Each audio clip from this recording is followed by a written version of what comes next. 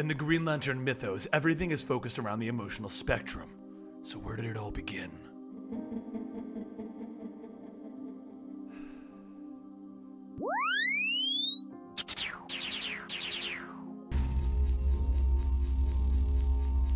This is Comicstorian's complete story series. We take Western comics and pull out the meaty bits, giving you a digestible version of the storylines so that you can get caught up in a speedy recap and enjoy the storylines. Then, we read it dramatically back to you using music and funny voices. All alterations to the panels, text, and images are to prevent copyright problems.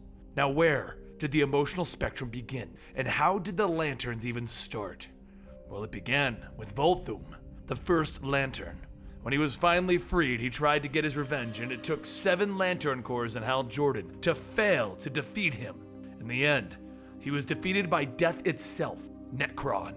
But if he was taken away by the entity of death, presumably to die, how was he returned weakened in the Green Lanterns with Simon and Jessica? Well, for that story, we're going to need to go to the final resting place of the first Lantern, where, after 1 billion years of being alive, he lay awaiting his final death, singing a song that he learnt on his journeys. Nekron stands over him, scythe in hand, and Volthoom knows exactly what's next. This life has been torture.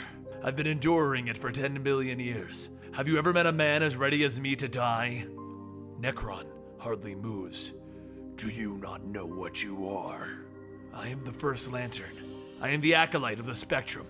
I am my mother's son. This all began on Earth 15. Volthoom and his mother were scientists who had been researching the emotional spectrum, but they didn't make any rings or space cops. Instead, they made a device called the Travel Lantern.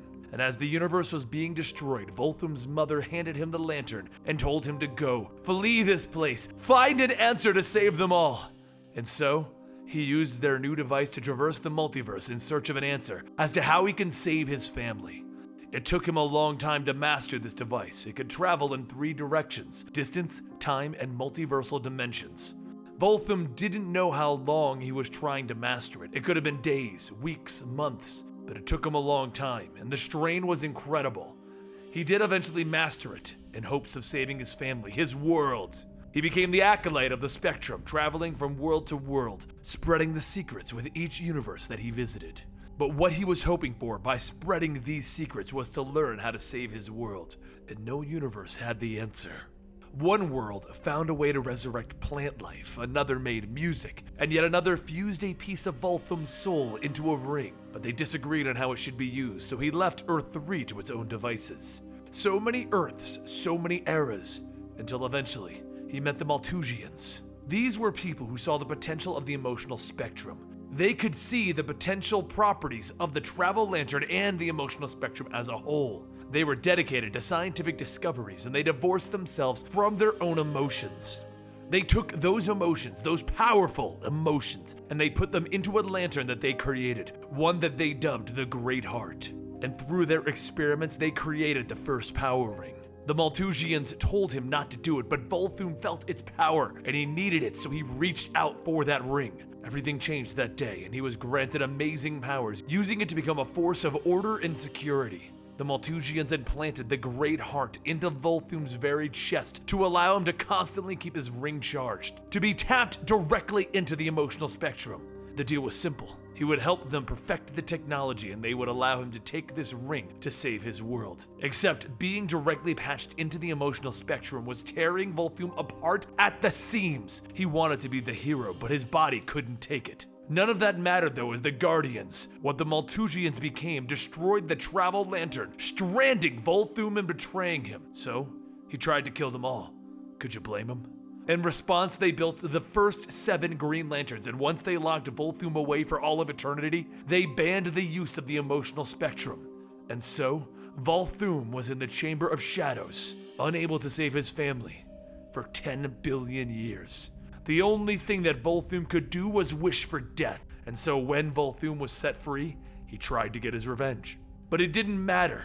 He lost, and now he's on his knees in front of Nekron, and he looks up to him. Let me rest. Do it. Destroy my soul. Kill me, I'm begging you. And Nekron turned his head to the stars. No. Do you not know what you are? You are beyond my reach, human.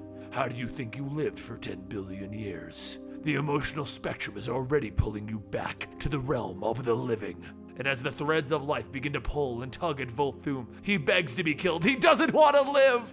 And as he's going, Necron tells him, as long as there is light in the universe, you will never die. Which brings us to Volthoom floating out in space, wishing that he could die. Just floating there, until he felt the existence of the Phantom Ring. And the guardian that doomed him, Raimi. It was time for Volthoom to have his revenge. Now this is a prelude to the original issue 4 Green Lanterns, the story that follows Simon and Jessica. And this character has been working against them since the start, so you definitely want to check it out yourself. But it was very interesting to see the origins of everything, to finally come out and understand why there was a first Lantern, why there's an emotional spectrum. Anyway, I hope you guys enjoyed this, and if you really want to know more about the Green Lantern mythos, I have an entire playlist where we covered everything. So you can go check it all out right there. Otherwise, I'll see you guys next time right here at Comicstorian. Don't forget to subscribe so you can keep up to date on your favorite comic books, and I will see you on Twitter at Comicstorian.